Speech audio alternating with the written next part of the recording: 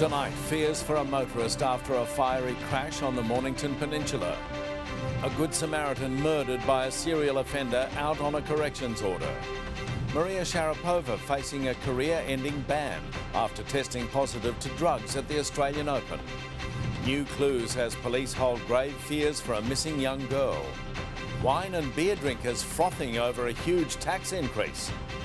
And rescuers come undone trying to save a duck hunter trapped up the creek.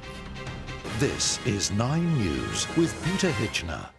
Good evening. First to breaking news, and there are fears a driver may not have escaped a fierce fire that's engulfed a car on the Mornington Peninsula. Paramedics say the vehicle crashed into a tree and burst into flames at Macrae shortly after 5 o'clock. It's also sparked a small grass fire which CFA crews managed to control a short time ago. Witnesses have described seeing the car roll into bushes near Peninsula Link moments before the blaze erupted. The family of a Good Samaritan fatally stabbed after stepping in to help a pregnant woman has cried as the murderer pleaded guilty. Jonathan Sporton was serving a community corrections order for numerous violent charges when he took the life of a father of 2. Karen Michael was in court. Roger Batocchi's family, including Laura Spurway, 9 News. Now looking ahead to sport, Tony Jones. Thanks, Pete. Good evening. Among our stories tonight, football's elite. Well, they're gathering for their season launch tonight, and Clint Stanaway's there. Hi, Tony. Alex Rance to join us live. We'll ask him if Hardwick is playing hard ball over a new deal. Also, an injury-prone Pie hits the track, destination round 1 perhaps. Cyril also gives off some positive vibes. Jack's big day out. What's that, Maria? Marry me, darling.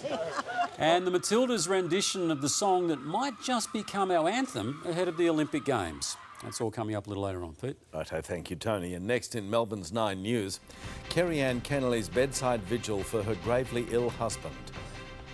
Taxpayers in the dark over the cost of Daniel Andrews' plane travel.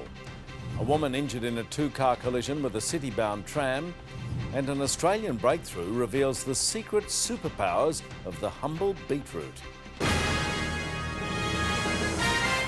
On average, Mildura only reaches 40 in March once every 5 years, but this March it's already tipped 40 5 times. I'll have tomorrow's forecast later with details of when that cool change will arrive later, Pete. And I hope it hurries up. Thank you, Livinia.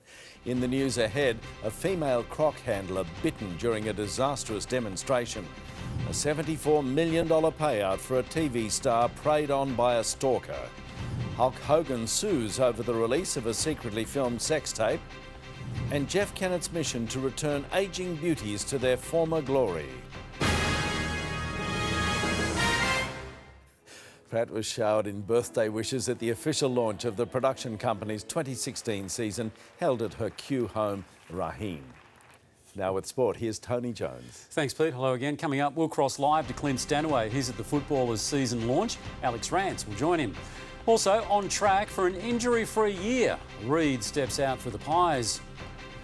Revolt, with a box of tricks, vows to reinvent himself. Jack's Watts goes toe-to-toe with Maria Venuti. And the Matildas on song for Rio.